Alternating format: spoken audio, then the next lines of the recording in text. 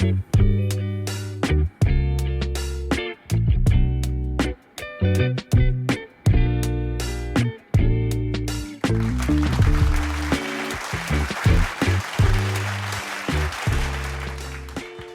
first board member that I want to welcome to do the introductions is Stan Hitomi. Stan is a math and science educator from the San Ramon Valley area who consults in that area of math and science with Lawrence Livermore National Laboratory. He's been in the classroom himself. He's also been an administrator, a principal, etc. So thank you very much, Stan. Please come up.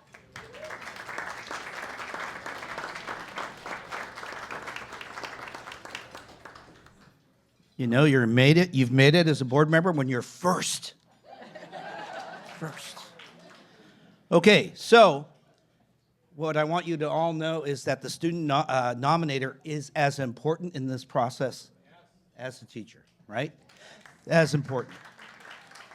And I feel it's what makes us unique as an organization. So our first student nominator is currently attending Moreno Valley College, in large part due to the efforts of and support of the teacher. She is studying dental hygiene. Looking forward to seeing you at your work. And again, attributes so much of her success to her teacher that she's nominated. And so I welcome aboard Brooke Harold. Come on up.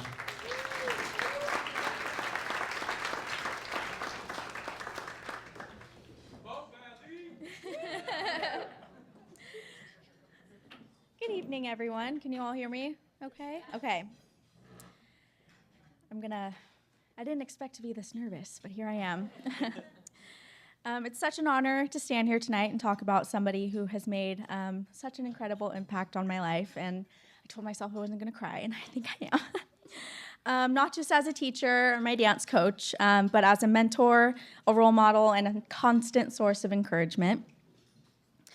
When I think about what makes a teacher truly extraordinary, I think of somebody who sees something in you before you ever see it in yourself. Someone who teaches with passion, listens with empathy, and pushes you, not because they expect perfection, but because they believe you're capable and more than you realize. And for me, that was Miss Avila. From the very first day, her classroom was so much more than a learning space. It was a place to belong. She has this incredible ability to make every student feel seen, valued, and capable. Sorry, I'm going to try to collect myself. There's something so powerful about being believed in, and she never let me forget that she believed in me, even when I didn't believe in myself. When my world turned around on October 1st, 2017,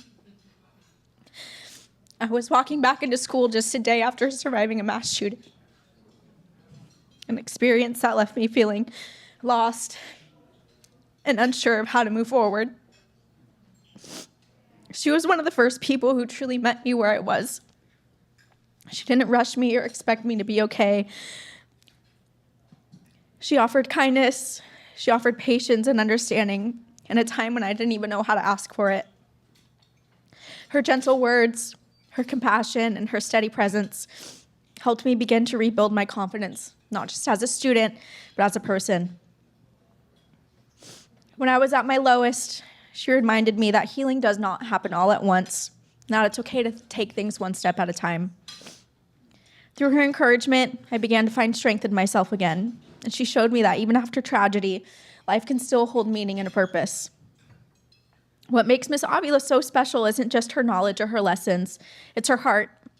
She genuinely cares about every single student that walks through her door. She celebrates our highs, she walks with us through our lows, and somehow she always knows exactly when to give a pep talk or a quiet word of encouragement. There were so many days when I'd come into her classroom feeling so overwhelmed, but somehow I'd always left feeling lighter. Not because my problems disappeared, but because she helped me see that I could handle them. Her lessons have always gone far beyond academics. Through her curriculum in the Puente program, She taught us about resilience, empathy, and the strength that comes from understanding our own stories. We explored themes of identity, hardship, the many paths that life can take, and the pressures that shape who we become.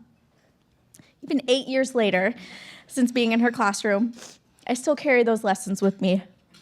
They serve as powerful reminders that it's okay to stumble as long as you get the courage to get back up. And that true growth often happens in the moments when life feels the hardest. She wasn't just teaching us how to analyze literature, she was teaching us how to understand ourselves and the big scary world around us as we grew up. The truth is, teachers like Miss Avila change lives. They shape the way we see ourselves, the way we handle challenges, and the way that we treat others.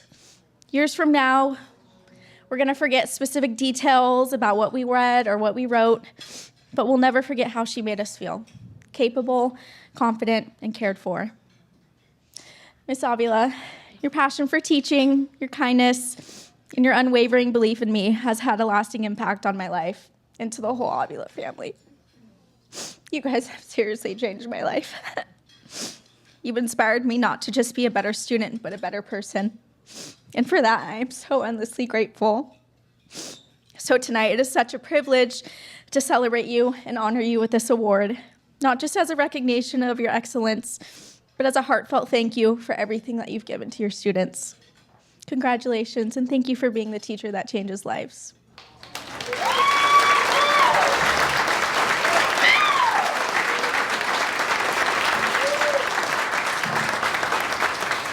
Stay up here for just a second.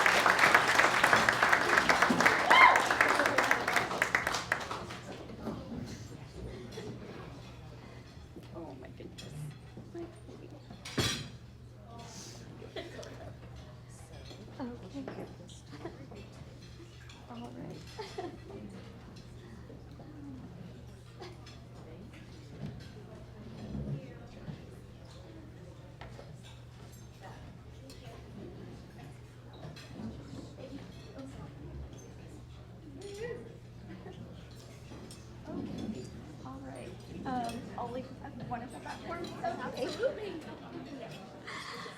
Okay, so, wow, I apologize for my, actually, I don't apologize for my tears because I teach my kids that emotion is honest. And